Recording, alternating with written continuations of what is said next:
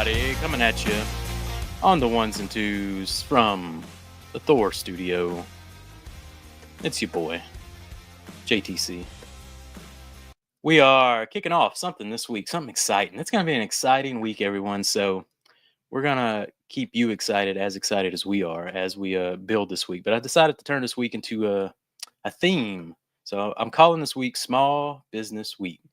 And we're going to talk about all the ins and outs from efficiency to profitability to just how to use, chemical systems. We have a couple brands lined up that you're gonna enjoy, and we're gonna have a good time this week. So hello everybody, come on in, and most importantly, don't forget.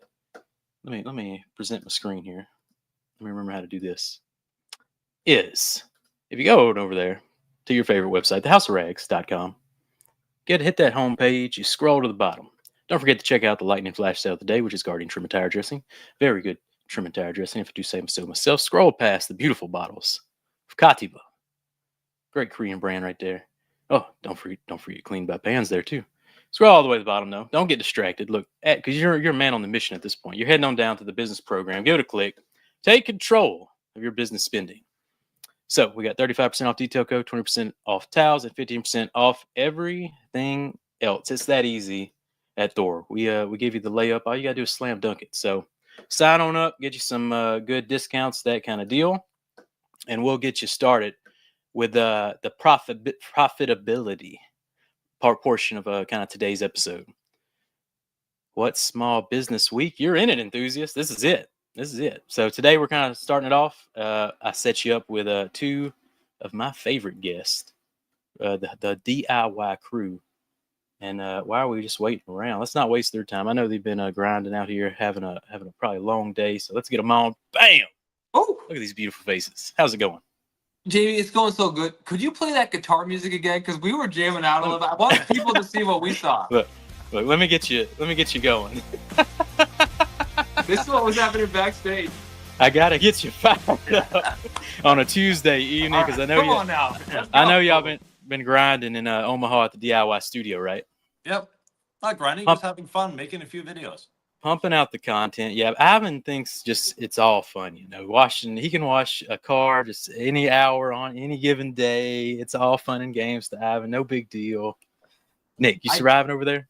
I do think fun is one of my North Stars lately, and it's a very important thing. And that's great. Like literally one of my intentions this week is like, detailing is fun. Let's have fun this week. And so it has been fun. They're long days, but it's awesome. It's like I get to clean cars and talk about it for a living. Yep. That's not too bad, right? That's not too bad. It's pretty great. So that's a great way to start it off. The mindset. I hope you're having fun. I hope that's a part of whatever you're doing out there. I didn't really put fun as a top priority as an adult for a while, Ivan. Yep. I don't know. You're the profitability expert, but do you think fun should be part of the equation? 100%. If you're not enjoying what you're doing, do something else. You're wasting your time if you're sitting there just not doing what you don't like. So find something you like and do it. And that's kind of the first step into having a successful, whether it's a detailing business or whatever. We're kind of answering all the questions of any small business. I think this podcast will translate to any business that you want to start.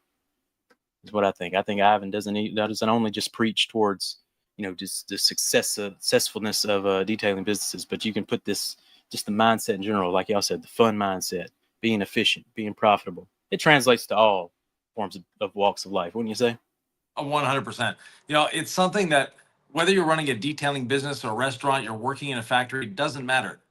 If you get up in the morning and you're enthused to go to work, that's a good thing. If you get up in the morning and be like, oh, I have to go to work again, that's a bad thing. Our customer service reps joke with me because to me, Monday is the best day of the week. Saturday and Sunday are like, oh, nobody's working. It's not fun. So to me, work is fun and what we do is fun. And again, when we had our detailing business, Sylvia and I, same thing. We enjoyed what we were doing, and that was a big part of it. And if it wasn't enjoyable, then we quit. That's that easy. That's right. That's exactly how I got into this lane of detailing. Was the old job. I was burnt out, tired, felt underappreciated. Switched lanes, and now we're here. Now I make towels, and interview legends like Nick McGirt and Ivan LaCroix. This guy's they won't admit. It's They won't before we admit started talking, I was like, I definitely am not Detailer's Business Academy, Jamie, and I'm not someone who can stand on some pedestal and say I was the most successful auto detailer. I had a mobile setup out of my Subaru Legacy, then my truck. Then I had an 800 square foot shop, then a 4,000 square foot shop. I learned a lot of lessons along the way. I picked up a business partner. I didn't really listen to Ivan's efficiency, methodology. I was like, I'm going to spend 40 hours.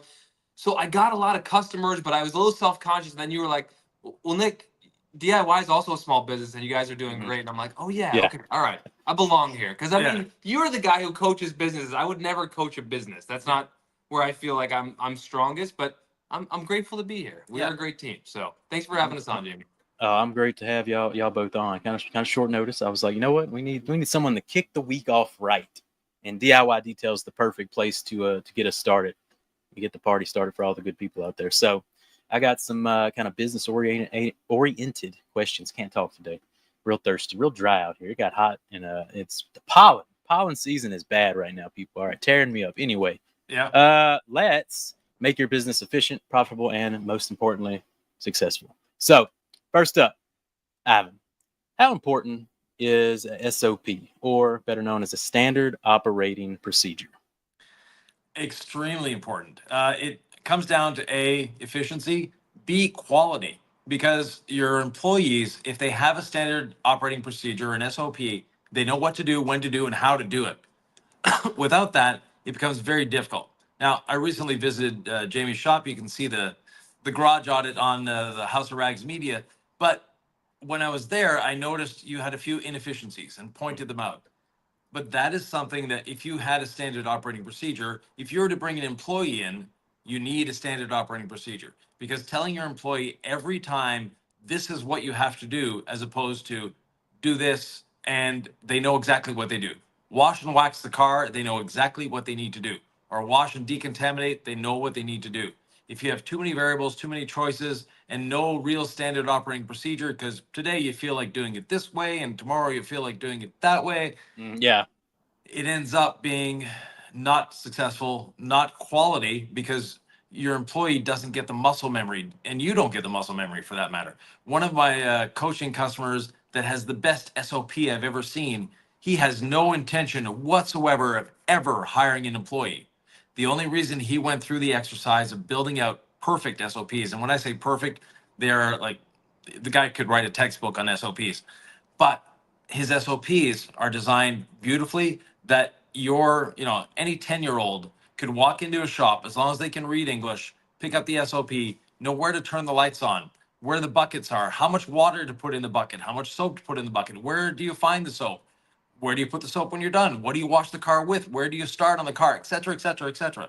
His just washing a car SOP is 28 pages long. That seems super long to me. No, that is ideal. Have you ever worked at McDonald's? So like an owner's manual to a car that you think is long and boring, but actually clarifies things for Yes. you. Okay. Exactly. So exactly, like the owner's manual, same thing. It's telling the employee what's expected of them, how to do it, where to do it, what products to use. Everything is there. Taking out the questioning of how do I do this or what do I do? Like, you guys were both influencers, meaning in your shops, you had an overabundance of products.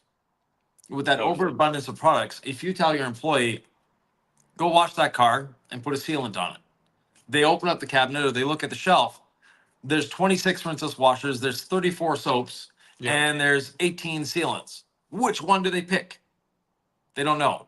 And you in your head had, he's using DIY rinseless, then he's going to be using, whatever lightning from Thor or from Detail Co. as the sealant. Meanwhile, the employee picks up Loki and picks up, clean by pan sealant. To you, that's all wrong. Still a good, a good combination that's going to work. But in your mind, what you sold the customer was this. In your employee's mind, it's, I don't know. What should I do? I even like just how we've been teaching detailing, right? The foam rinse foam or the chemical rinse chemical. Like, just makes it so easy. It's like, put the chemical on, rinse it, put the chemical on again, contact wash. Yeah. It makes so much sense. Like when Ivan was here for that week, I went to clean a wheel and he's like, okay, the DIY, he basically gave me the SOP is we foam, we rinse, and then we, foam again and then start the cleaning. And I'm like, Well, that makes sense. There's two options. We So- foam rinse foam, and then do we do the wheels or do we do the body first? And that's where it diverges, right? Where it's kind of like depends on the situation. Yeah, there are the odd little instances, but in my shop, it was always done the same way. So in the studio here, we like to show different ways of doing it. And that is something else that people watching YouTube content creators are going, well, this guy does it this way and they do it that way. And last time they did it this way, this time they're doing it this way. Yeah. We're trying to show you options. We're trying to show you different ways of doing things. And one day, one of those options will go, click, this is the one I'm going to use for the rest of my life. And that's fine. That becomes your SOP. But for us, our SOP is to educate you the most amount possible. That is our standard operating procedure at DIY. Same with Detail Co. and House of Rags, is to give education. That's why they have all these great podcasters every day. But at the same time, for us, we're trying to give you the most amount of education, the most variations possible with a very minimal amount of chemicals. But there's so many variations, there's so many possibilities that no, we don't have an SOP. Our SOP is having fun and educating. Right. But whichever path you want to pick with DIY, you have that specific path that you can take and match and repeat over and over again. So that I think I've done just probably the best job, honestly, of any chemical company ever. Oh, so without making, at this point, most companies I think would be on their fifth or sixth soap by now. You know what I mean? Probably add some watermelon scent or something to it. Y'all, Incredible Suds, 1 ounce, same thick soap, same thick time. You know what I'm saying? So put it in there. A July 4th scent, and then maybe like a yeah color for the next. Don't forget pumpkin spice. Gotta pumpkin have spice. Yeah. Hey, I mean, at the end of the day, it's a business. If that's a business model and people like that stuff, and you're serving them whatever. But totally. We Nick, don't go crazy like that. No. Yeah, no, I love y'all. Keep it very straightforward. Nick, got anything on SOPs? How did your last shop run? There were no SOPs. There was the way that I did it. Then I brought on a business partner, and then he hired a tech. And I thought, like, maybe I don't know, man. I would say if you're going to go into business, and that's where I think I do know what I'm doing, right? Pick someone with your gut and your mind that is going to work, right? Because through all the ups and downs of DIY, it's like I chose to bet on my life with you. Yeah. And you are a master teacher and SOP and business analyst, and just like this is your world, right? And I'm like, this is the guy. In my previous iteration of in a business with Hawk Pro Detailing, I loved him like a brother, but I probably chose the wrong business partner, right? And he ended up having the shop after it was no longer me because I was focusing on my main career, which was in another field, and then I had Hawk Pro Detailing, the YouTube channel, and then he ended up closing the shop within the last year, and that was sad for me to see Hawk Pro in a way die. Sad. That is but sad. I would say, I've made plenty of mistakes, so I'm not perfect, right? That's the lesson is choose a business partner very carefully with not only your gut but also your mind. And we've done well so far. Yeah, so far so good. That's an important part of business. What you say? Definitely. Yeah. Yep. There you go. So clicking that off. This rolls into the next one straight from asking Nick his SOPs is how important is a clean work environment? Extremely. A clean work environment is going to change the way you detail. Putting stuff away when you're done using it. Don't just leave it on the floor. Things like that. So the next time you go to detail a car, it becomes intuitive. You know where everything is because you always put it back in its place. And that to me is part of your SOP. Where does everything go? That should be written in your standard operating procedure. This is where this goes. This is where this goes. This is where this goes. Wow. We have these carts that we made. And the carts, the chemicals are laid out. Everything is there. We open the drawer. We know where the towels are. We know where the pads are. Everything is ready to go. And having that is very important. There's a company that I do a lot of counseling for. They are up to 30 some locations now. But they can take a technician from one location and parachute them into another location, and the technician is at home. They know exactly where everything is. All their carts, they might have 250 or 300 carts by now in their whole system. You open any one of those carts, any drawer, and you could take a picture of one and open the other one, and it's the same picture. Yeah. Like even the placement of the things within the drawer is the same. That to me is spectacular, and that makes them extremely efficient and profitable. That's one thing that I'm a full convert with Yvan on, right? We've butted heads a little bit along the way, a little creative friction. That's part of the process. Yeah. keeping a clean work environment, especially at the end of the day, making sure it's all clean, everything is put away and organized.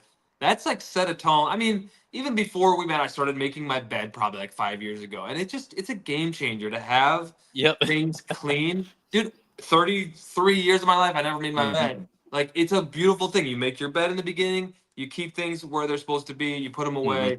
A clean work environment with detailing. I could never go back to my old ways, which when you visit my shop for the garage audit, it was pretty bad. Shout out to the original garage audit on Hawk Pro channel. Still there. Go check it out. It's a fantastic episode, by it's still gold. And a lot of people, you have to think what your customer sees as well. When they walk into your shop and it looks like a bomb exploded in a detailing store with chemicals and products and towels everywhere and the floor is dirty, the customer is not going to be extremely enthused about getting their car in there. Our shops, the walls were white, ceilings were white, floors were white. There was carts, there was no shelving, there was nothing else, just cars. Each employee had a cart. That was it. And customers walked in and they were automatically, it's like, okay, my car's going to be fine here. I'm not worried. Yeah. It's a at ease type thing. Like even at the garage, home business, to open that garage and they see everything. Like that's one of the first things they compliment is it's so straight, organized. And to me, sometimes it might be like, I don't know what you're looking at because I think it's a disaster in here, but at least, everything looks like it has its place and that kind of deal. Especially once I do them Ivan LaCroix tips and get everything real straightened up. What do you think they notice first, Ivan? Is it the floors, is it the shelving, or Jamie? What have they commented on at your space that like you think could really set the tone? The feeling in general. Okay. Yeah, just the feeling. The vibe? Yeah, the vibe. The well, not the vibe, but it's that everything seems to have a place and it's not strewn everywhere. It's you've got like Jamie's shop, you walk in on the right-hand side, there's the chemicals there. Then he's got the big shelf that he should be getting rid of, the freezer in the corner, then the pizza oven. Then on the other side, he's got his towels and he's got his little workbench and then the other big cabinet. So, and then the pressure washer around the other side. So everything is there, everything is organized, and there's a space for the car. When people go to a shop and they look at it and say, where's my car going to go? Because there's not enough floor space, because there's just stuff strewn everywhere. That sets a very bad tone. Yeah, I'll see even on like the day, like these days of social media, like people post on TikTok, and I'll see like off to the the background. Yeah, I'm like, what's happening in that corner? Like people bring you stuff, it's like not to diss anybody on social media, but sometimes I'm looking at like I wouldn't drop my car off here. You know what I'm saying? Yeah. Going back to Nick's audit, to keep it in the podcast here. Nick had a door hanging off the hinges. Like it's a great video. I had a couch in the shop. Couch in the shop. But here's the reality of it. Because of my personality and the fact that I was like a TV news reporter, and like, I was able to charm them enough and just kind of, this is who I am, right? I'm kind of messy. I worked 2 jobs. At the time I probably didn't bring it up, but I was sleeping in that shop, going through a tough time, eventually on the way to divorce, which is like, be very discerning with how you live your life. Because if you become a weekend detailer and you're trying to kind of go full time, like, I don't know, what advice do you have, Ivan, for the weekend detailer who's obsessed with detailing and like is straddling both worlds for a long time because they're not quite sure? Because that's where I was for a long. I did this for years. It took a toll. Right, and it took a toll. Exactly. If you're a weekend warrior working on your own stuff, fine. If you're trying to make it a business, schedule the time for yourself and schedule time for your family. Schedule time for all aspects of your life. That way it's a lot safer, it's a lot easier for you, and you're not going to run away with it, or it's not going to overtake you as well. Right. That's Nick might have got lost in the sauce trying to do them 20-30 hour paint corrections, That too. Maybe maybe not go that crazy, but I just think back, I'm like, that was a season of life, getting up at 4 or 5 in the morning. Well, during that time, Nick, before my swing shift.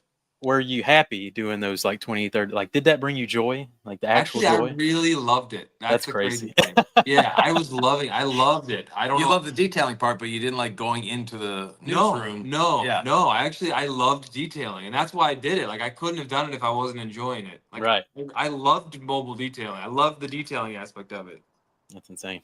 Yeah. So if you love it though, you gotta tone it down some. But yeah, there's a happy medium in there, right? So the next one is a little tricky question, right? So is Do we have multiple choosing choice? what? Do we get multiple choice answers if it's a tricky Nope. one? Nope. Okay. Oh boy. Oh This boy. one is kind of multiple choice. Is choosing a chemical lineup helpful or sticking with a process more helpful? So this is chemical versus process. Excellent question. And there's no right answer to it. But there's different ways of looking at it. There are some chemical lines, and we'll use DIY as an example, or Detail Co. Very concise, simple chemical lines. And when you look at another chemical line that might have 32 soaps and 14 polishes and 18 sealants, and what color do you want today? That sort of line, you may not want to choose that line. If you're in a business and you know that everything works together, there's one nice part about choosing a line. If that line has the processes to go with it and they have everything necessary to make it so that you're successful and they're not confusing you, they're not trying to sell you the pumpkin spice in January. It's too late for pumpkin spice in January. Come on, people. Uh, it should be smelling like snowmen at that point, which don't smell like anything, by the way, for you people down south. What? Yeah, they don't have a fragrance. But anyways, there are chemical lineups that will simplify your life, and there are chemical lineups that will completely destroy your profitability because they have too many choices, too many options, too many things going on. So both are there. I would say you're kind of one and the same in a lot of ways. Yeah. Like, how do you teach your SOP to a guy who's not using like the same chemicals all the time? I don't know. I think follow whatever process you think is going to work for your business. I don't know. I think they're kind of one and the same. Yeah. So let's say you find your line of chemicals, you're using them. Is there any real kind of a positive to continuing to maybe I want to try a different compound this week and give it a run, see if it can replace my current compound, or is kind of, do I just stick with it? Just stick with it, figure it out. You will find a process to use it. What do you think, Ivan? To me, find a process to use the chemicals you're What you using. got? A lot of people waste too much time thinking that, I need this one for this paint, the soft paint, hard paint sort of thing. Yeah. You don't need that. The other thing is you've used, product A on 99 cars and it worked out great. You have the 100th car and there's an issue. Is it the product that's the issue, or is it the paint on the car that's the issue? It's the paint on the car. And Right. as a good technician, you'll figure out how to use your product on that. You don't have to go out and buy another product just because, this paint was super soft or super hard. You can figure it out. In my shops, we have 3 pads, 1 polish. That was it. The whole DIY system is based around what we did in our shops. Yeah, that makes sense. Makes total sense. Our SOPs are there, and the way we do things are there. And they were extremely profitable for us. So, the DIY line, we sort of lied to people in the beginning. We cheated a little bit because if we had started selling to professionals and then a year in we go, we're going to sell to enthusiasts as well. Right. What would detailers have said? Oh, we're not going to support you. You guys sold out, et cetera, et cetera.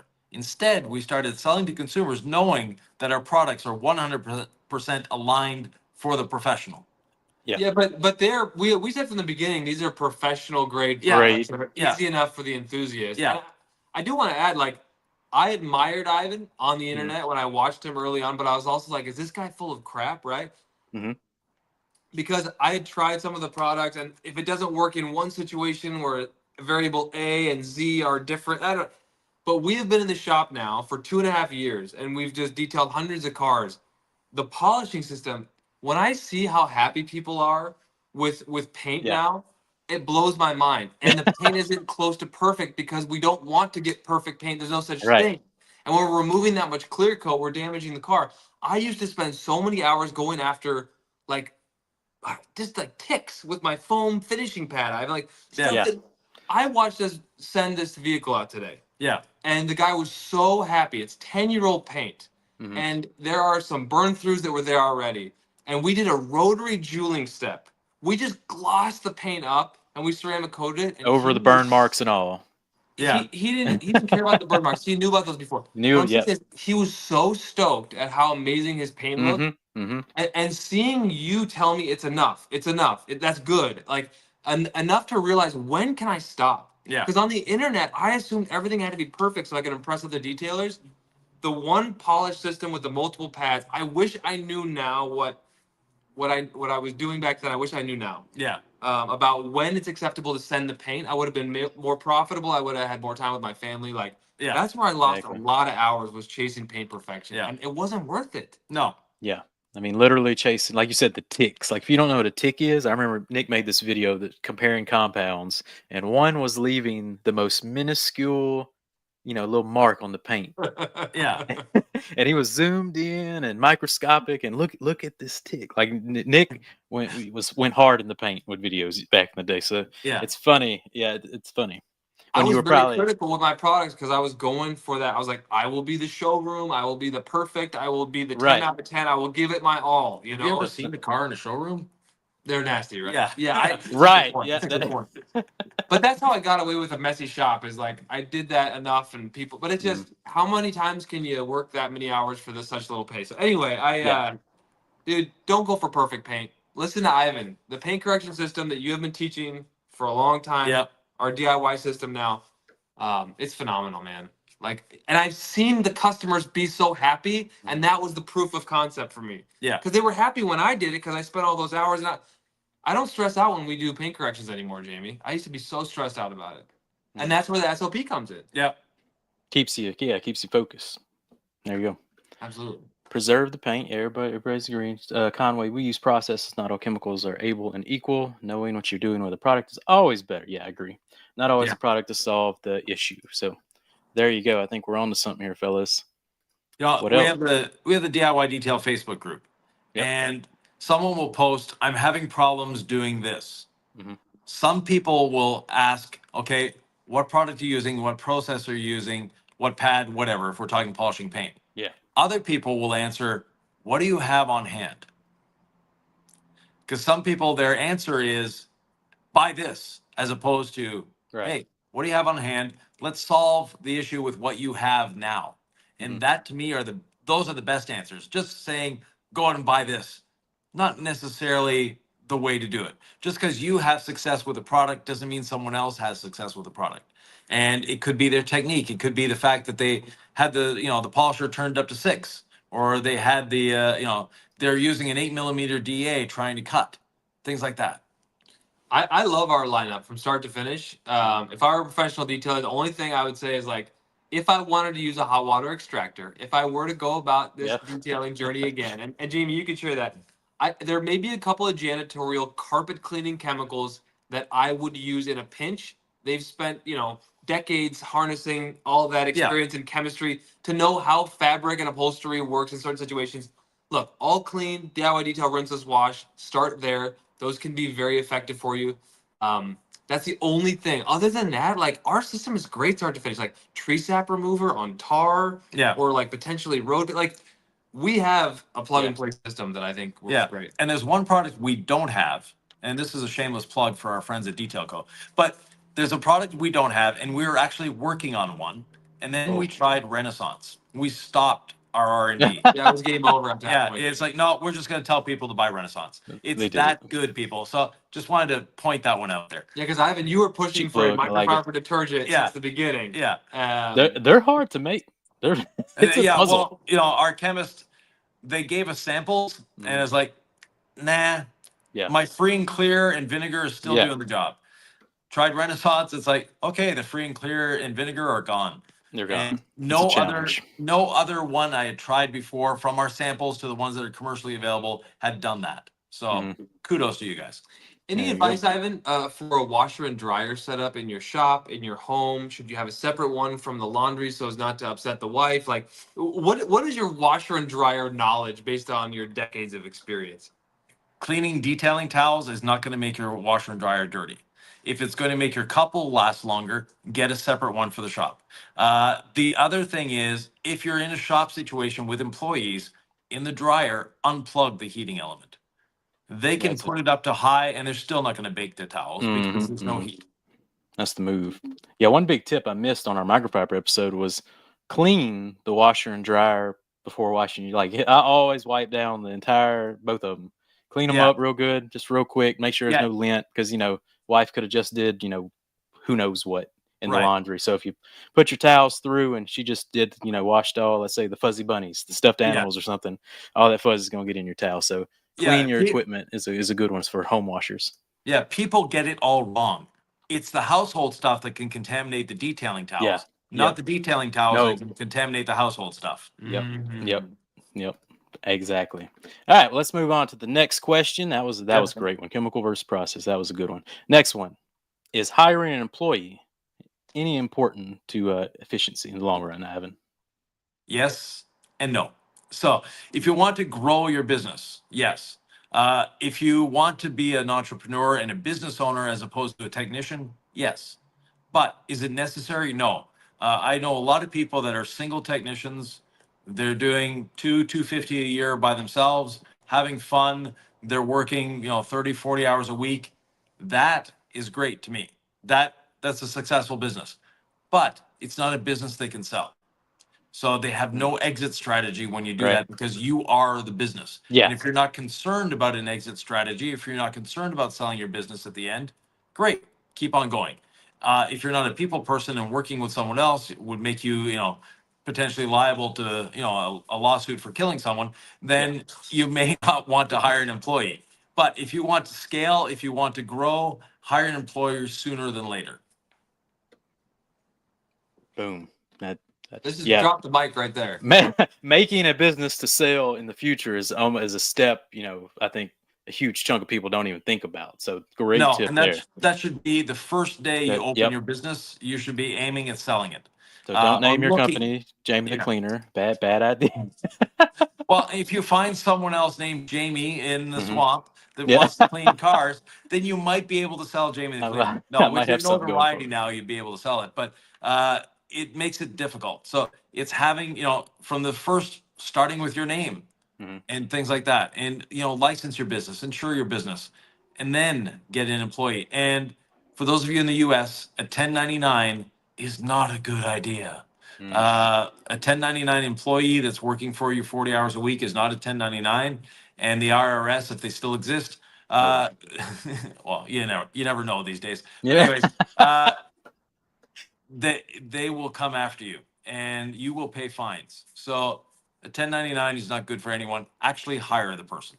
Good tips. One tip I recently heard from someone else, and it's my story. So it's like, I come from the broadcast journalism background, right? TV news reporter and anchor.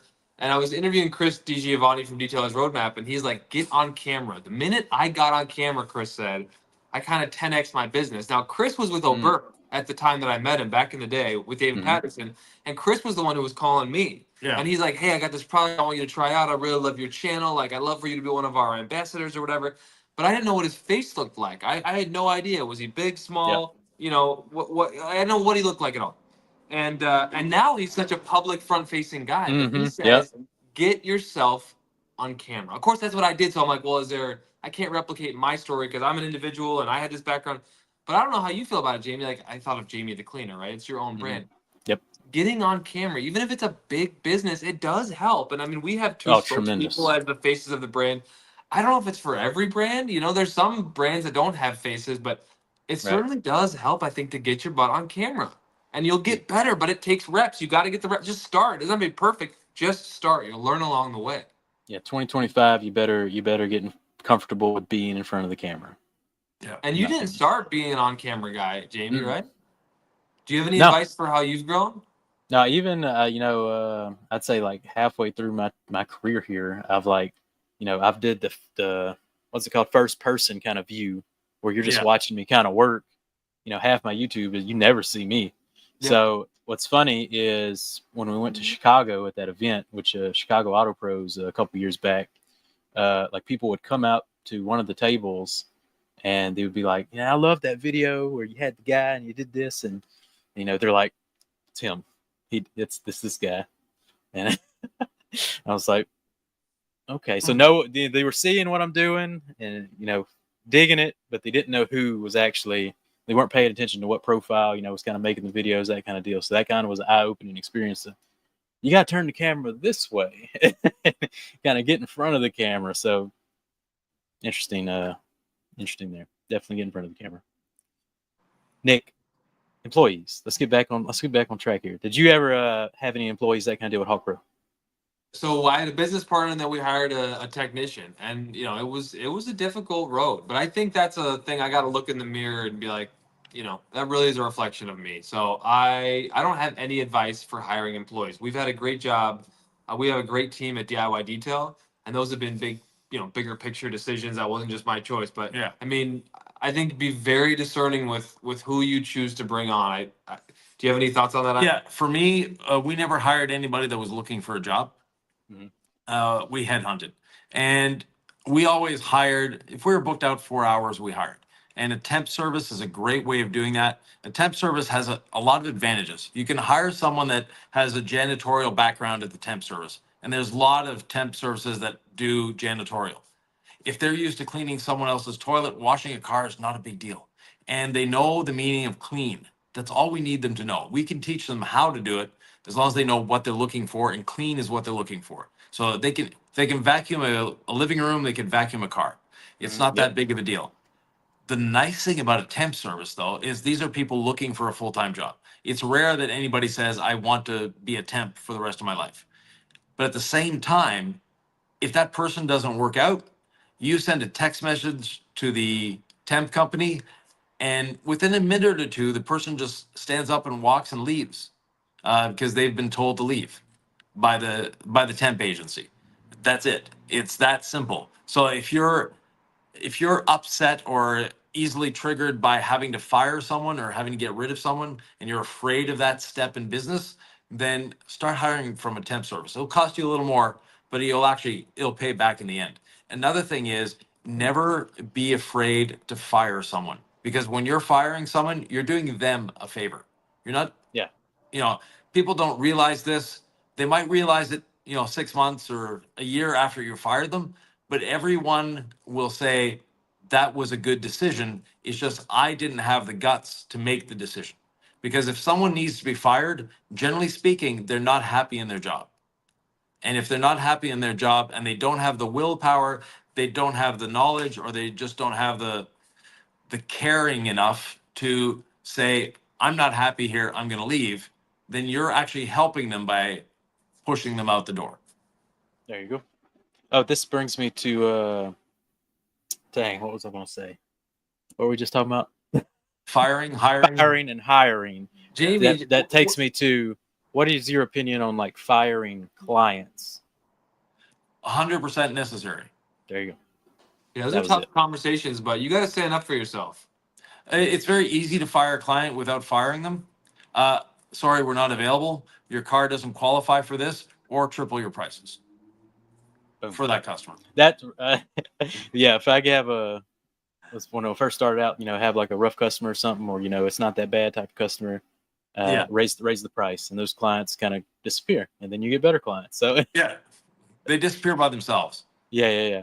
Sometimes they make you feel a type of way on the way out, though. Yeah. And that's fine. That's unreasonable, and da da da. And it's like, oh, so you're putting a value on me that you don't think I'm worth past this, and I'm like, that's fine. Yeah. Nick, you have any experience with a firing client? I just did too many maintenance details for too little early on, because I don't know, someone along the way, it probably was you, but it wasn't you. It's like, oh, get your maintenance clients. The routine work will get you through the winter. I don't know where I heard it. I just say you, but like people online who were teaching how to detail. And I would be showing up for $70, and I would be like detailing the inside and outside of their car. And this one lady had dogs and dog hair, and it was horrible dog hair. Mm-hmm. And I finally just capped it at like, I'll do 2 hours for $70. That's all I can do. And she's like, well, that's not done. I'm like, ma'am, I can only do 2 hours. Yeah. It just probably came down to how I communicated it on the way out. Yeah. Did it for cars for too long, for too cheap. But yeah, when you get maintenance clients, Ivan, do you have any ideas on how to set expectations and make sure you're profitable with those? Because I had the maintenance clients, only one of them would let me raise my prices to the point where like I stuck with her. Yeah. The person that wants a $50 car wash, when you raise it to 51, they'll find someone else at $50. They don't care. And they're holding you back more than anything else. They're not helping your business grow. They're holding you back. So be very open about firing clients. It's a good thing. It's a good thing for your business.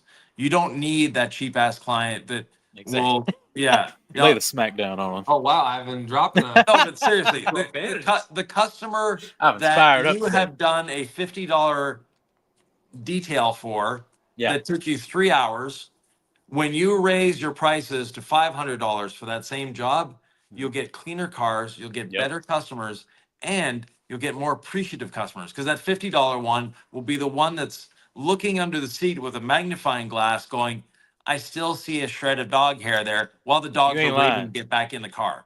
Yep. And whereas the person, you know, the people I love the most are the ones saying, my car's a mess, can you get it in? It is so bad.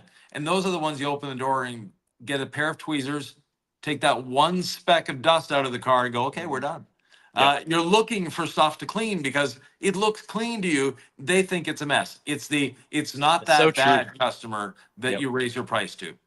Yep. It's so funny when those cars come in, they're like, it's so bad, and they pull it in. I'm like, how do I make this better? You know, Yeah. like well, how do I actually clean a clean car? You know, it's actually kind of a mind trick or something. I don't know. Yeah.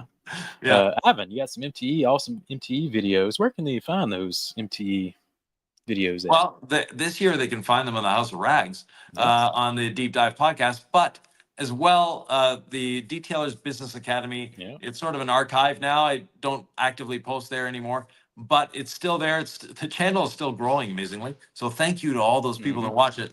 But it's timeless good it is. information. So, and you know, it's a very boring visual. It's basically this. So you know, it's a very boring visual. And it's something you can listen to. You don't have to actually, you don't have to actively watch it. You can just listen. And they're 10, 15-minute videos. Yeah. So, final thing. This is Ivan's biggest pet peeve. I think it's his number one rule. Answer the phone. Oh, 100%. Yeah. You know, if you want to succeed as a detailer, the easy way to get more customers and to get, you know, qualified leads is answer your phone.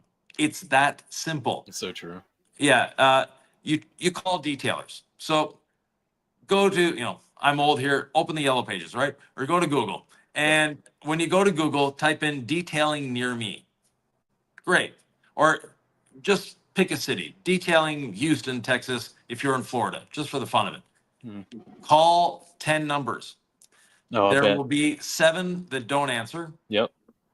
Actually more 9, but anyways, then out of those 9 that didn't answer, there will be 3 that might have an okay voicemail. You'll get 2 that do the you know what to do, and then you'll get the this mailbox is full message. Yep. And the ones that you leave a voicemail for, maybe 1 might call you back. That's hilarious. Godfrey says your best ability is your Is availability. Yeah, 100%. So for us in our shop, like I said, if we were booked out 4 hours, that's when we were panicking. Because we had the biggest, other than our company name on our sign, was no appointment necessary. And that got us a lot of work because they go to the other guy in town who was a little farther out of town than us. So they had to drive by us twice to get there. They'd drive by there, I'm going to get my car detailed. Then he'd do the estimate. Everything was good. Bang. You know, it's like going to a restaurant. You sit down at the restaurant, you have the drink, you look over the menu, you might eat an appetizer. And then comes the time for your meal. And oh, by the way, come back in 6 weeks. We'll serve you your steak. That doesn't work. And it's the same thing for detail. You've done the estimate, you've looked around the car, you've sold the customer on the package, and then the letdown. Come back in 3 weeks. No. So what would they do? Turn around. They mentally saw, and they didn't pay attention to it, but they saw that no appointment necessary on the way out of town. On the way back in, they see it even bigger now. They stop in. I like to have my car detailed. Perfect. First thing we do is hand them a set of keys to a loaner car. You're leaving in this car. Your car is staying here. Now, how can we help you? And that freaks people out. First of all, that we're like able to do it right now. Right. But at the same time, that takes away one objective to the sale. Yep. And we never scheduled a full schedule. We always left time open because we always knew we'd have customers to fill that hole. Very smart. There you go, Nick. What you think? Answering the phone.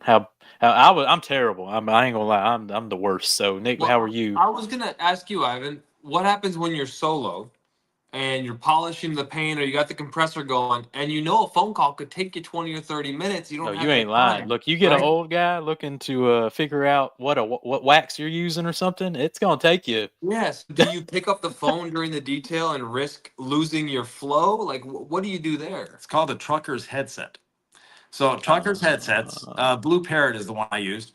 You can be polishing a car and the So customer funny. thinks you're in a dead quiet office. Do you also use the trucker's gallon jug? No, I'm just kidding. For drinking? No. Yeah. For But the bathroom? no, not at all. But basically those truckers headset, they're great. The noise canceling is superb on them.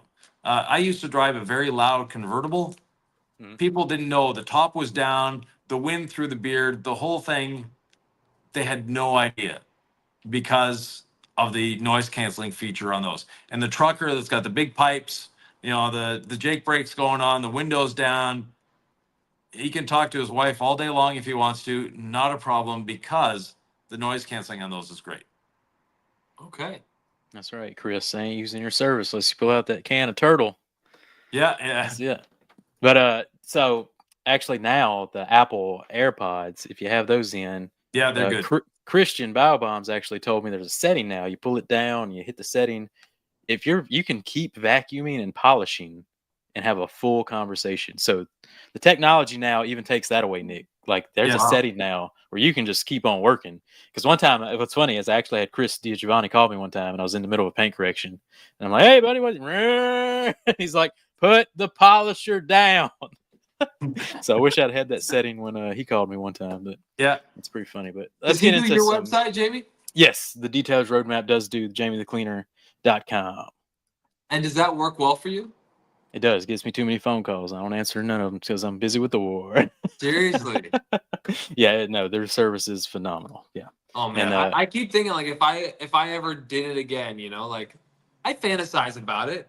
Yeah. I'm not meant to be a detailer just doing detailing to make money, but I still my heart is there, Ivan and Jay. Like I remember with nostalgia the good old days, but they weren't that good, but they were fun. They were fueled by passion, and I wish Detailers Roadmap was around when I was there. So Detailers Roadmap and you're able. Those, if you're starting a detailing business, you need both. It's that. You think it's worth spending the cash? Because I know Detailers Roadmap ain't cheap. No, Detailers Roadmap. Most people get ROI within 30 days. Yes, it's an immediate jump. It is. The first 30 days it's an immediate uptick, especially if you start it like right now. Detail season's kicking off. Now's the great time to throw up that website, get them working on it, get it all lined up, and then you should make that money back real quick if you're, actually investing your time in it, doing he gives you real good tips too on the Google pages, whatever it's called. I'm real bad at them too. What are those called? Google, Eddie's has, he had a bunch of Google reviews, business page. Yeah, the Google business page. I'm real bad at it. All right. I'm bad at apps, that kind of deal. But he lays out the game plan for you and does it real good.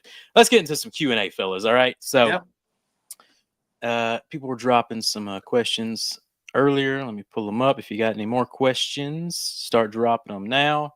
What's the setting on the thing? It's called noise cancellation. God for times. It's pretty straightforward. That simple. There. Yeah. What's funny was earlier when I lost my train of thought, this fella 404 popped in, not found. I didn't see him pop in, and everyone started saying 404. So I thought our live stream crashed for a second because I didn't know what was happening. I just kept seeing him. So that's why at one point during this episode, I was like, what's happening here? They were just saying hi to 404. It was very confusing. So my apologies. But thoughts on companies without a website? Ooh. For me, for the longest time, we didn't have a website because we had great word of mouth. And I started my business when websites didn't exist. It was Yellow Pages was the way to go. So, the website was more or less we need this, not because we needed it, but because we should have it as a business. But definitely websites are, in today's day and age, a necessity. It's not an option, it's a necessity. Your website gets you a lot more work than your Facebook or your Instagram or all that fun stuff when it's set up properly. Although I do believe word of mouth is it's a beautiful thing. It's a beautiful. That's just the perfect way to put Yeah, it, it Nick. It's a is. beautiful thing. Yeah. But you need to Nothing get that better. first client in to get word of mouth. Yeah. Nothing Yeah. better than someone, calling you up or pulling up and they're like, so and so told me this, blah, Yeah. blah, blah. And Nothing better. one little tip for especially to get your Google reviews up, etc., Mhm.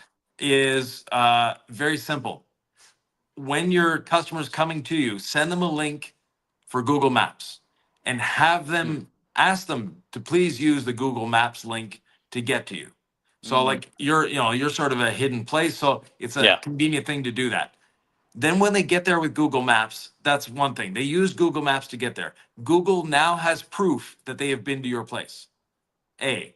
B, when you ask them for a review and they give you a review, that will come as well. Google will go, okay, this is a real review because they navigated there, they went there, and now they're reviewing the place.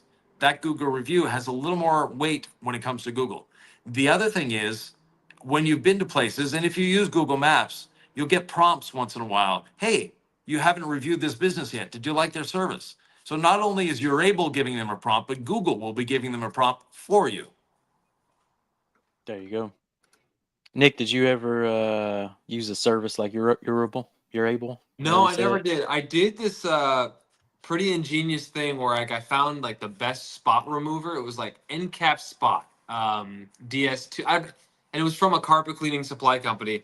And I said to Hawk Pro Detailing's audience, I was like, y'all are amazing. If you can go on to Google and let the people know what you think about Hawk Pro Detailing, I'm not going to tell you how to rate us, but if you could go to my Google page, Yeah. if you could leave me a review, it would help my business out so much. The first 30 people to do that, I'll send you a bottle of NCAP Spot. So it was probably $6 a bottle plus shipping, but I got like 30 5-star reviews within like a couple of days. Yeah. So that was like, I thought I was like pretty smart, man. Maybe Google would catch on to me. Yeah. And then my business partner at the time somehow let the Google page expire, right? I mean, we had divorced at that point, my business partner. But when I saw that he had let our Google My Business page expire with 75 5-star reviews on there, I was like, what is he doing? And about 2 years later, he got a business. That was really sad for me. I was like, it wasn't priceless. I mean, it costs a lot of blood, sweat, and tears. It's really hard to get a Google review. Yeah. Each there's one all matters. Built-in systems, but people still got to do the thing, right? So to get 30 within a couple of days, and all of a sudden, Hawk Pro Detailing in Heber had like 35 5-star reviews on Google. Yeah. That was a big deal, And so I lament its demise, Hawk Pro, but it led me here. So yeah.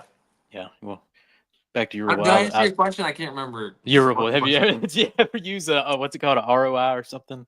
I don't know what the fancy term for it is, but I don't know what those are called. But anyway, Eddie made me use Urable for like the last year before we started Thor, and it was fantastic. Like was it really? It was awesome.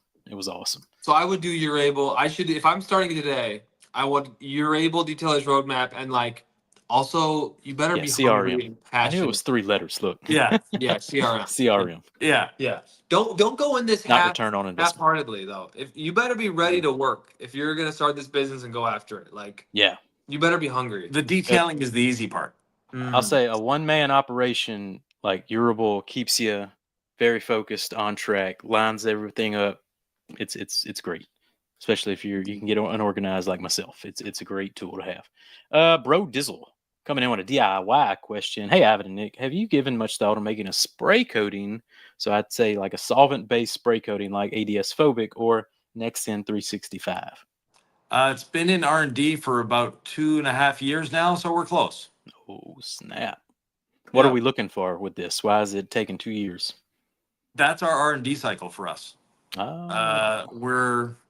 We are very careful with it. So, and we want to make sure it works before it comes out. And I know the wax, don't worry. But stuff happens. We had like 5% of our last order of wax, or launching order of wax that had a bit of a problem with it. And the wax still worked great. It's just hydrophobics were a little off, and the same ones were like very sticky to apply.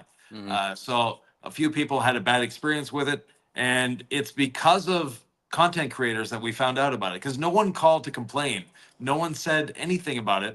But I saw a couple of videos, from Fine Details and Devils in the Detail, and that made me think. So yeah, so Franco's we sad. we went back, got our retained samples, Mhm. and the one retained sample was exactly as Franco described. So we not instead of recalling the wax, because 95% of the people who got the wax got a good wax. So we're just sending out a whole new batch to everyone that bought it. Mm-hmm. So and they should be on the way now. So There you go. Wax is all fixed up. So, Chris Sim, Speaking of wax, yeah, what's up with wax? we are Nick? now back in stock at By the way. DIYdetail.com. yeah. And I'm just telling you, I've applied this Cheap wax plug. 3 times now. I'm gonna tell you this. We put it on a Corvette yesterday. We Mhm. one-step polished this Corvette. It was a one-step, right? Yep. And then we applied wax over it. And the guy put it on his Instagram. Hey, I'm thinking of selling it. Literally last night, after he took delivery of it, took a photo. I'm thinking about selling it. He sold it within, I think, 15 minutes. I sent him the picture before leaving the shop. It's Okay. a 15-minute drive to his place. By the time I got to his place, it was sold. Say what you want about wax. The filling and the glow Wow. is real. The hydrophobic issues that Franco had, I apologize, man, but the wax thing, the thing that you knew growing up that I've had to relearn, and it's like coatings are easier to apply. Jamie's on the same page as you are with wax. All right. So yeah, not exact. It's a necessary evil to you two. To us, it's nostalgia. Yeah, exactly. Mm-hmm. Makes sense. But it makes it look a type of way, Yeah. Jamie. I'm telling you. There, it's there. Look, Franco, use that bottle you got. Shine up a car, sell it. Use that bottle. Don't throw water No, on actually, it. the Just bottle that Franco had Uh-huh. was shipped to Ryan at Fine Details. Did he? So they both reviewed the same bottle.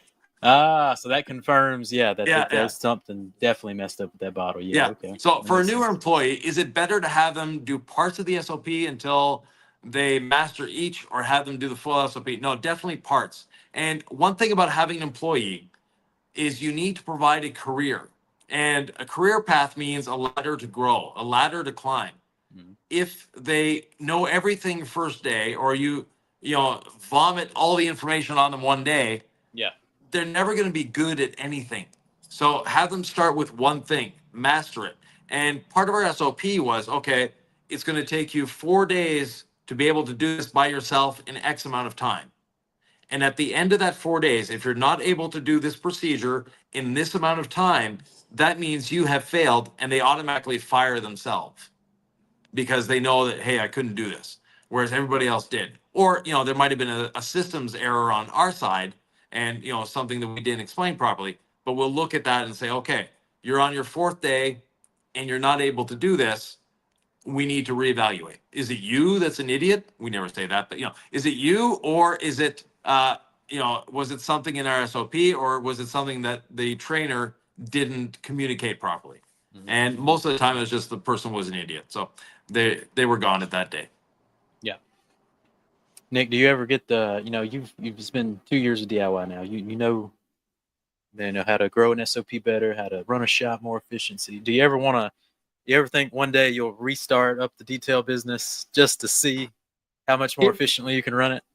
Yes, and I've thought about it. I'm like, let's say, DIY does really well, and like, let's say I could, continue growing here, and like, one day I can save up enough to get a house, right? I pine for the days of mobile, but I'm real about it. Like, but if I could get into a house with a garage, right? I look at guys like you and Keeve who just like make these garages like this, just dream, or Eddie, and it's such a dream to be inside there. I'm like, I could get it all set up the way I wanted. I could get my headphones on. Ivan's not telling me what to do, but I get all that wisdom of, seriously, the standard operating procedures: foam, rinse, foam, iron, water spot remover, spray on one panel, one spray per panel, dry it off, one step, yellow waffle, using the pad washer. Like, this stuff actually works, and you have to stop. You don't have to think about it. You don't have to like worry about taking too much clear off. And I'm like, Yeah. Could I do it again?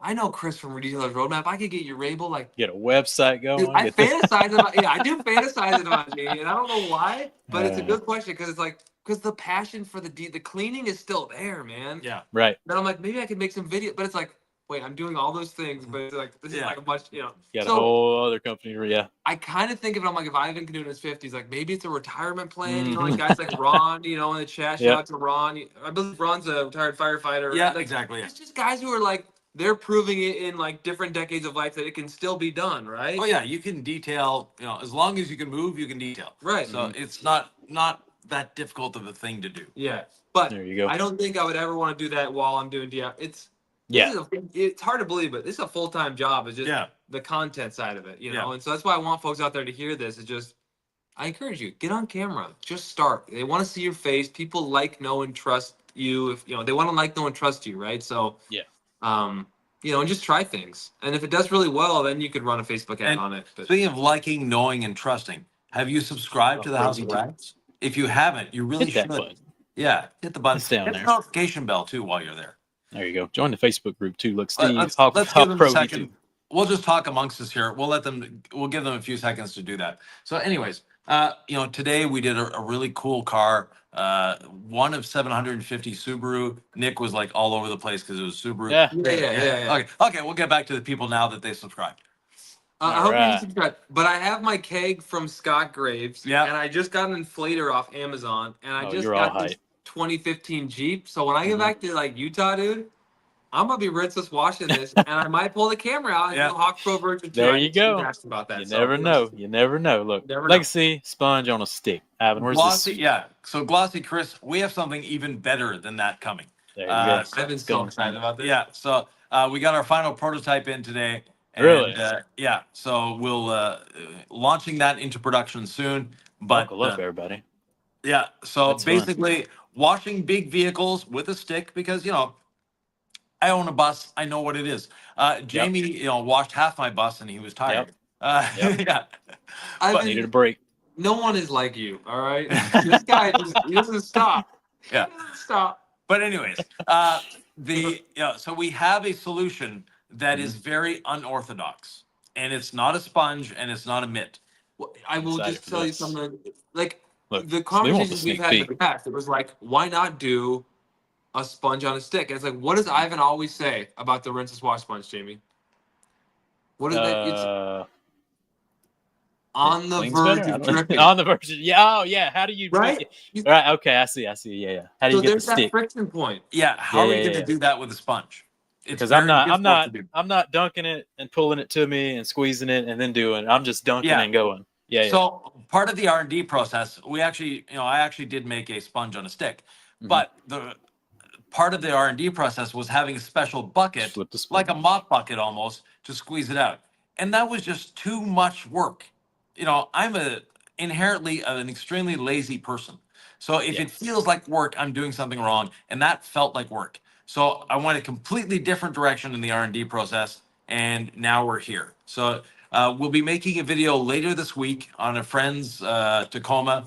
Not Tacoma. What is it? Sequoia. Yeah. A little Toyota. Which, if you haven't seen a Sequoia lately, I thought it was like nothing special. I'm like, oh no, this is like a really nice, big old ride. Yeah, it's huge. Yeah. It's difficult to park it in the shop. But anyways, we'll be using our large vehicle apparatus for that one.